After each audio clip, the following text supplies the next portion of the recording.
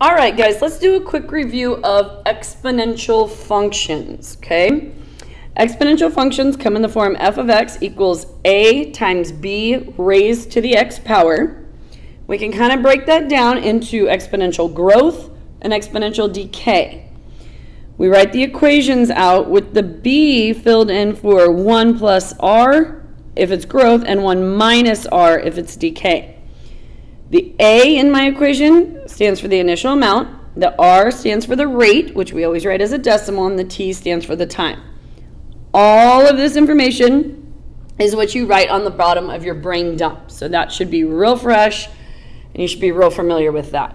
Knowing that information right there will get you 90% of the exponential functions questions that you'll be given. This is about as in-depth as it'll get. Between this and your calculator, you should be good to go. One other piece of information that you do need to know is that exponential functions always have a horizontal asymptote. Horizon, left to right, horizontal asymptote. So an asymptote's a line that the graph approaches but never touches. So for example, if I have some exponential graph that's, let's say, going this way, my horizontal asymptote is going to be the line that the graph is coming towards, but it's just getting closer and closer and closer, and it's never actually touching that line. Okay? Always going to be horizontal. We write the equation of horizontal lines as y equals some number. So if you're given a question that says, what's the asymptote, and that one of the answer choices is x equals, you can eliminate that right away because it has to be a y equals some number equation for a horizontal line. Okay? Let's work a couple problems. Which equation passes through 396 and 384? Calculator. Calculator. Use your calculator.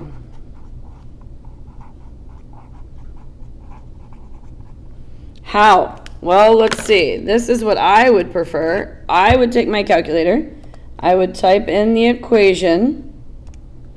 And I would go to my table. And in my table, I would check, is there the point 396? No. So that one is not right. I'm going to go back in. I'm going to clear it. I'm going to go to the next answer choice. 4 times 1.5 raised to the x. Second graph, which is the table. 396. No, it doesn't work. 3 is paired with 13.5. That's not the right answer choice. Next one, 1.5 times 4 raised to the x power. I type it in just like they give it to me. Second graph is my table. And the point 396, there it is, 396. And then also the point 384. Both are there, so this is my correct answer. Guys, they could give you a table and say which equation matches it. They could give you a table and a graph and say, you know, which ones go together. They could give you an equation and graphs.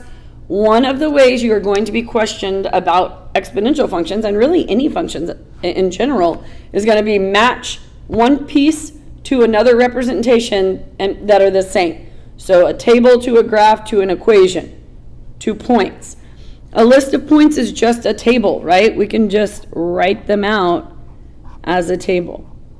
So keep that in mind. Use your calculator to go back and forth between, you know, the equation and the table or the equation and the graph, etc. Okay? Calculator work. Here we go. The initial value of an exponential function is 0.92. The rate of decay is 8%. Write a function that models the value of the function y over time t. Okay. We think about our wording, and I noticed right away that it said the rate of decay, which means I am going to y equals a 1 minus r raised to the t. Okay? The initial value, I know my initial value is my a. So that was 0.92. So y equals 0.92. 1 minus The rate, we know that our rate is 8%, which that's going to be plugged in for my R, keeping in mind that we always write percents as decimals. So 8% is equal to, I start where the decimal currently is, move 2 places to the left, 0.08. So I'm going to be plugging in 0.08 raised to the t. And now you're going to need to look through your answer choices. This may be an answer choice.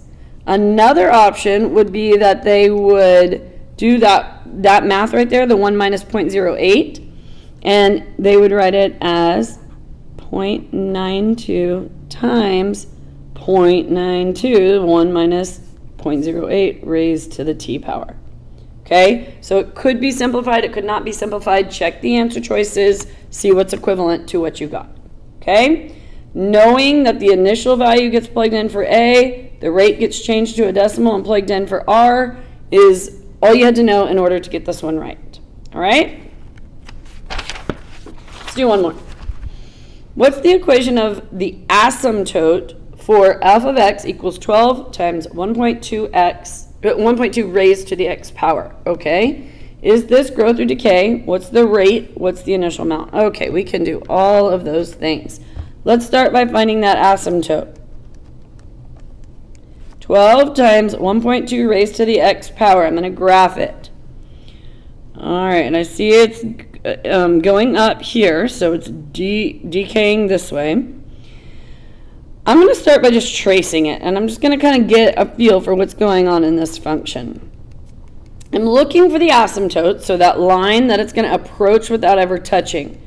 And I'm just scrolling along, and notice my calculator will keep going with me if I keep scrolling.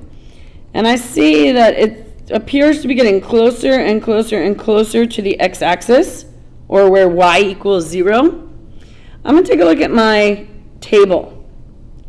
Okay, I know that if I go in the negative direction on the x-axis, though my y's are getting smaller and smaller and smaller, and notice I'm at 0.9, 0.7, 0.6, 0.5, 0.4, 0.3, and just smaller and smaller and smaller, but I never actually get to 0. I'm at 0.7, 0.6, 0.5, and that just keeps continuing. Sorry for that glare. That just keeps continuing. So I am approaching y equals 0. Remember, horizontal line crosses through the y-axis, and we're at 0. So this asymptote would be y equals 0. Is this growth or decay? How can I determine that? Well, I'm going to determine if it's growth or decay based on what's inside the parentheses. Remember, for growth, in the parentheses, we have 1 plus the rate. For decay, we have 1 minus the rate. So if it's larger than 1 plus something, then it's growth. So this is growth, and it wants to know what is the rate. Well, I would have had to have 1 plus 0.2. So now I need to change my 0.2 to a percent. Remember, if I'm going from a percent to a decimal, I go 2 places to the left. If I'm going from a decimal to I go 2 places to the right. So that is a 20% growth rate. So the rate, 20%. What was the initial amount? We know the initial amount is the A, so the initial amount was 12. Okay. Refresh yourself on the things that need to be written on the bottom of the brain dump, and make sure you understand what they mean and how to use them.